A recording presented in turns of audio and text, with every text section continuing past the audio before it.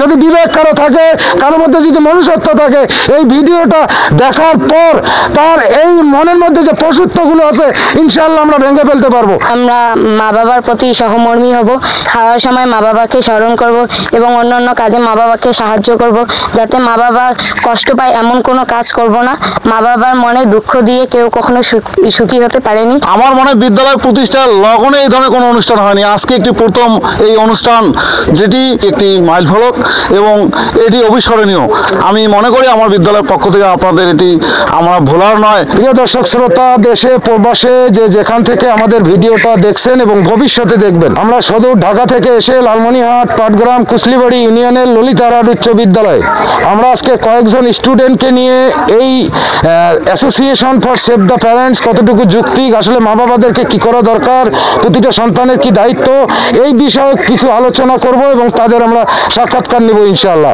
আশা করি আমাদের হতদরিদ্র এলাকার এই গ্রামের মেয়েরা আমাদের কি উত্তর দেয় ওই অপেক্ষায় আপনারা সকলে থাকবেন ইনশাআল্লাহ। আমরা প্রশ্নপত্রে চলে যাচ্ছি। তোমার নাম কি? মোসাম্মদ সুমন আক্তার। এই যে এখনকার যে গ্রামে যে অবস্থাটা হচ্ছে, মেয়েরা বেশিরভাগ নিজে নিজে বিয়ে শাদী করতেছে, ছেলেরা করতেছে, এটা তুমি কিভাবে দেখবা এবং কি মেসেজ দিতে চাও? আসসালামু আলাইকুম।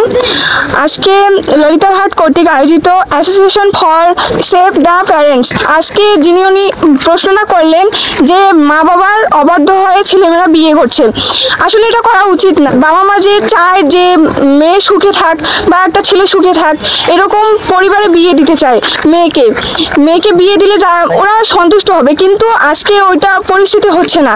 কারণ মেয়ে বা ছেলে তারা নিজেরাই পছন্দ মতো বিয়ে করছে, পালিয়ে যাচ্ছে, এরকম মা বাবাকে কষ্ট দেওয়া হচ্ছে, মা বাবা অনেক কষ্ট পাচ্ছে, এটা উচিত না। আমি এটাই মনে করি। তুমি কি মনে করবা?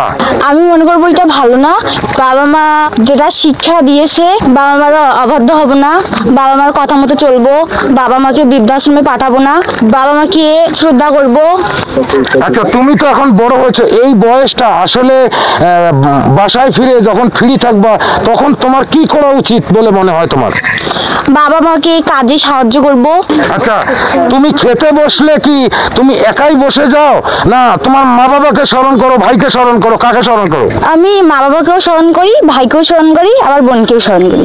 আচ্ছা, তোমার মা একটা ডিম ভেজে রাখছে, এখন তোমরা দুইজন, তোমার এক ছোট ভাই, এসে দেখো যে একটা ডিম অংশটা আরেকজন খেয়ে ফেলছে, তোমার ভাইয়ের জন্য আছে, তুমি কি করবা? ডিমটা খাবা না ভাইয়ের জন্য রাখবা? ভাইয়ের জন্য রাখবো।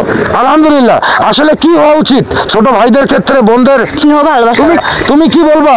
এই যে বৃদ্ধাশ্রম বন্ধের আমরা আন্দোলন করতেছি, তুমি তোমার মা বাবাকে কি করতে চাও? Association for save the parents মা বাবাকে বাঁচানোর জন্য সংগঠন স্থাপিত হচ্ছে 2011 সালে। আমি মনে করি এটা যদি আরো আগে আসতো তাহলে আমরা আরো ভালো করে মা বাবার যত্ন সেবা নিতাম। নবী করিম সাল্লাল্লাহু আলাইহি সাল্লাম বলেছেন, রব্বির হামহুমা কামা রব্বায়ানি সাগীরা।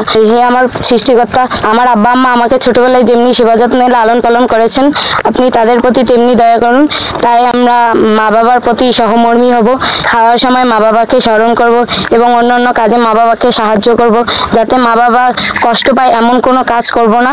মা বাবার মনে দুঃখ দিয়ে কেউ কখনো সুখী হতে পারেনি, তাই আমরাও কখনো মা বাবার মনে কষ্ট দেওয়ার কথাও ভাববো না। আলহামদুলিল্লাহ, আলহামদুলিল্লাহ, অনেক সুন্দর বলেছে। প্রিয় দর্শক, দেখলেন আজকে হতদরিদ্র এলাকায় আমরা এসেছি, এই গুচ্ছ একটা গ্রামের ছোট্ট একটি মেয়ে। তুমি কোন ক্লাসে পড়ো বাবা? নবম শ্রেণী। তোমার প্রতিটা কথাই আমাদের এই সংস্থার জন্য এক একটা করে বুলেট ছিল। যদি বিবেক কারো থাকে, কারোর মধ্যে যদি মনুষ্যত্ব থাকে, এই ভিডিওটা দেখার পর তার এই মনের মধ্যে যে পশুত্বগুলো আছে ইনশাআল্লাহ আমরা ভেঙে ফেলতে পারবো। তবে আজকে আমি সবাইকে ওয়াদা করতে চাই, মেয়েরা হাত তুলো, আমরা মা বাবার অবাধ্য হয়ে কখনো বিয়ে শাদী করবো না।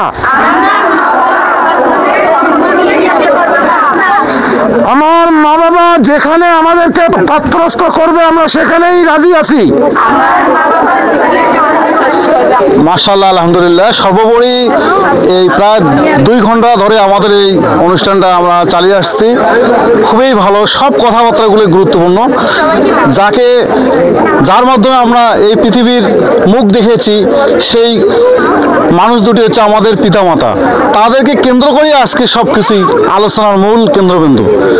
আমার সঙ্গে আমার শিক্ষার্থীরা আজকে বিশেষভাবে উপকৃত যে আসলে মা বাবা বিহীন শিক্ষা কোনো শিক্ষাই নয়।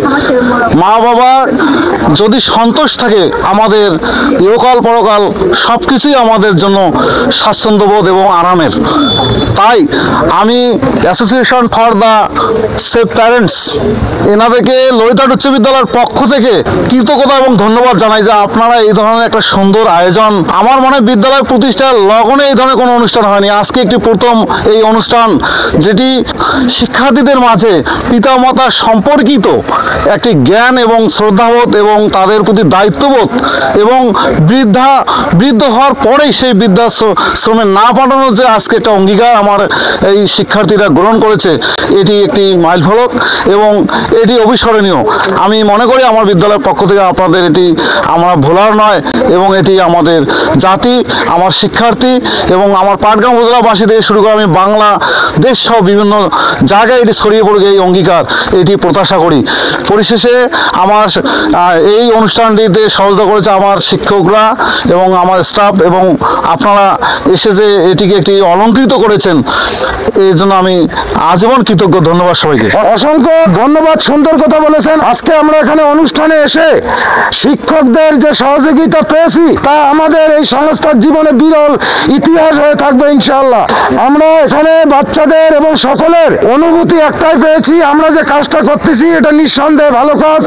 আজকের থেকে আমরা পারিবারিকভাবে পরিবর্তন হব, এই অঙ্গীকারে সকলে অঙ্গীকারবদ্ধ। এই সংস্থার পক্ষ থেকে আজকে আমরা বিদায় নিচ্ছি। আসসালামু আলাইকুম ওয়া রাহমাতুল্লাহ।